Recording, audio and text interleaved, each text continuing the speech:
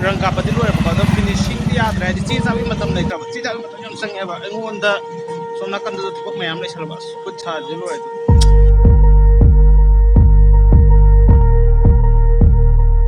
fitting to ga da min ni sang e thong kha ngalan ke to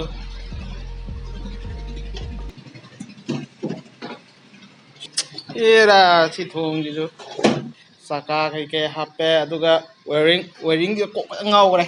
som bokol nung lai sing ja hap na hona ba sidana power filter la kane ba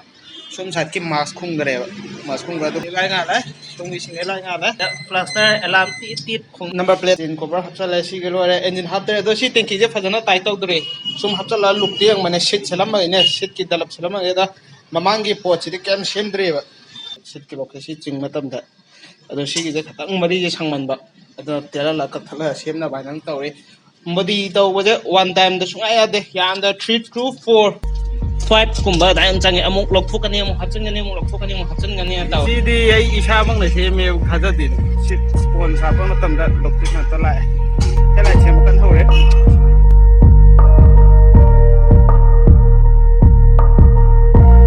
dam break chem bai da break chem da sunga da break wala am tinga la bi khut cheng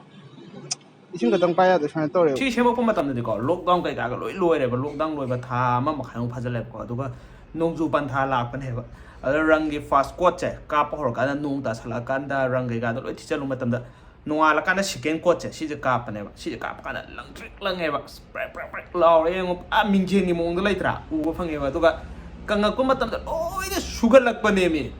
माथा थी सामने सिदा करी the सोइनो हा मतम दा हार्टनर राइना हम लाइरे को दुदा खोने थितपदा हपचलगा नोआलगा कापे हार्टनर दो कई हाफ खिता दे एकदम 10 to 15 minutes के मनुंग दा काप का दोम ने न ता दी मा दो रंग याम तुन कंजल ले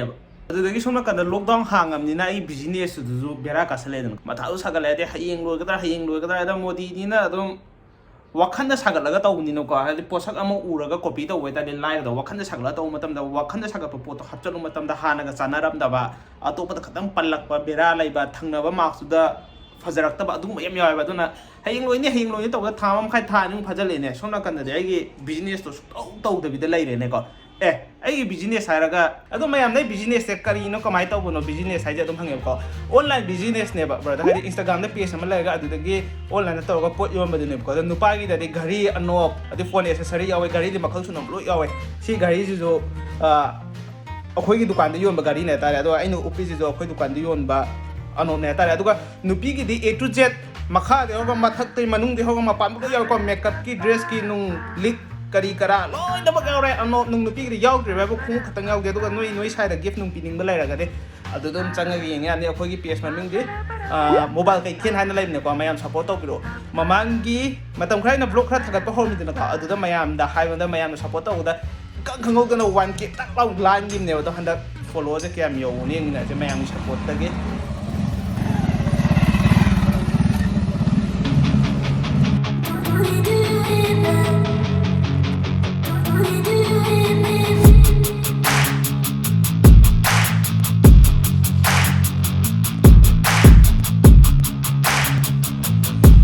हजी नमक तो वीडियो जिना रोशन ना नमक तो ने बको आई जो लोय बदगी पोचे उद्री बको डायरेक्ट मिटना से वीडियो जे उ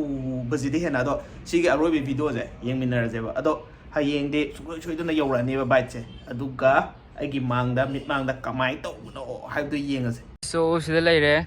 सिने पल्सर 200 मॉडिफाई तौबा सिमागी फोर्क से मा स्टॉक टू दी खरा पिक पनेबा साइज तो दो सी FZ की खरा चाव जे हापे माई पल्सर ऑन मॉडल 150 दो अरिबदो मागी हेडलाइट तो हापे इंडिकेटर मॉडिफाई तौबगी दम मार्केट योमबदो सिंगल मीटर हापे हैंडल बुदी कइनो निको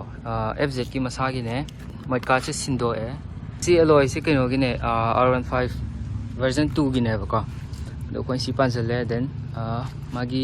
क्लिपर हापा मतम जी मागी सिजे FZ का R15 के सी चाना देबको अदुना मागी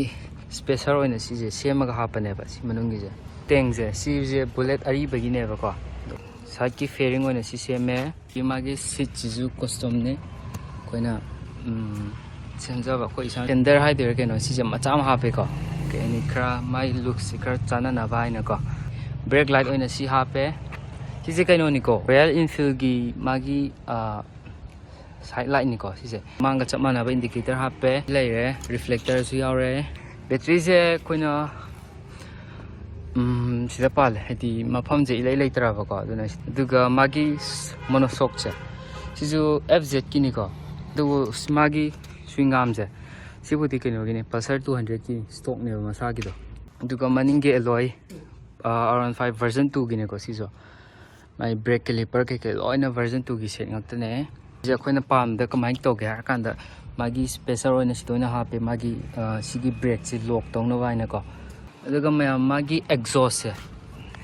se handmade ni ko sile magi exhaust se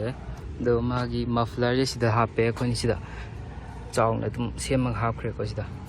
duga sida magi crash guard hai tare engine guard hai tare ko sidam seme gi sida magi catalytic converter sile re sije kari man bi ke sije sit hang na ni ko agi sit hang na ba lock hai tai sile le re duka siju handmade ni ma'am ꯁꯦꯝꯗꯣꯛꯄꯗꯤ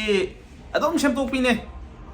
ꯑꯩꯒ ꯑꯩꯈꯣꯏ ꯕꯕꯥ ꯆꯞ ꯃꯥꯟꯅꯩ ꯑꯗꯨꯝ ꯁꯦꯝꯗꯣꯛꯄꯤꯅꯦ ꯑꯩꯈꯣꯏ ꯕꯕꯥ ꯑꯗꯨꯝ ꯁꯦꯝꯗꯣꯛꯑꯦ ꯍꯧꯖꯤꯛ ꯁꯤꯒꯤ ꯚꯤꯗꯤꯑꯣꯗꯣ ꯎꯔꯤꯕ ꯃꯑꯣꯡꯁꯦ ꯁꯤꯗꯒꯤꯀꯣ ꯐꯅꯌꯥꯝ ꯆꯦꯟꯖ ꯇꯧꯔꯝꯒꯅꯦꯕ ꯍꯌꯦꯡ ꯒꯥꯔꯤꯗꯣ ꯂꯥꯛꯀꯥꯟꯗ ꯎꯠꯂꯛꯀꯦꯕ ꯁꯦꯟꯖꯔ ꯄꯥꯏꯞ ꯑꯃ ꯆꯦꯟꯖ ꯇꯧꯔꯦ ꯃꯅꯤꯡꯒꯤ ꯃꯔꯒꯥꯔ ꯍꯥꯞꯆꯜꯂꯝꯅꯦꯕ ꯑꯗꯨꯗꯒꯤ ꯆꯦꯟ ꯀꯣꯚꯔ ꯀꯩꯀꯥ ꯑꯗꯨꯝ ꯆꯦꯟꯖ ꯇꯧꯅꯦ ꯑꯗꯨꯝ ꯆꯦꯟꯖ ꯇꯧꯗꯣꯏꯅꯦ ꯊꯥ ꯈꯨꯗꯤꯡꯒꯤ ꯑꯩꯈꯣꯏ ꯃꯤꯑꯣꯏꯕꯒꯤ ꯇꯥꯏꯞꯇꯀꯣ ꯃꯤꯑꯣꯏꯕꯁꯦ ꯍꯛꯆꯥꯡꯁꯦ ꯆꯦꯟꯖ ꯇꯧꯋꯤꯅꯀꯣ ꯃꯁꯥ ꯃꯁꯨ ꯈꯨꯖꯤꯟ ꯀꯩꯀꯥ ꯁꯥꯡꯕ ꯈꯣꯠꯄ ꯁꯨꯃꯥꯏꯅ ꯍꯌꯦꯡꯗꯤ ꯁꯨꯡꯁꯣꯏ ꯁꯣꯏꯗꯅ ꯌꯧꯔꯛꯑꯅꯦꯕ ꯕꯥꯏꯛꯁꯦ ꯑꯗꯨꯒ ꯑꯩꯒꯤ ꯃꯥꯡꯗ ꯃꯤꯠꯃꯥꯡꯗ ꯀꯃꯥꯏꯅ ꯇꯧꯕꯅꯣ ꯍꯥꯏꯕꯗꯨ ꯌꯦꯡꯉꯁꯦ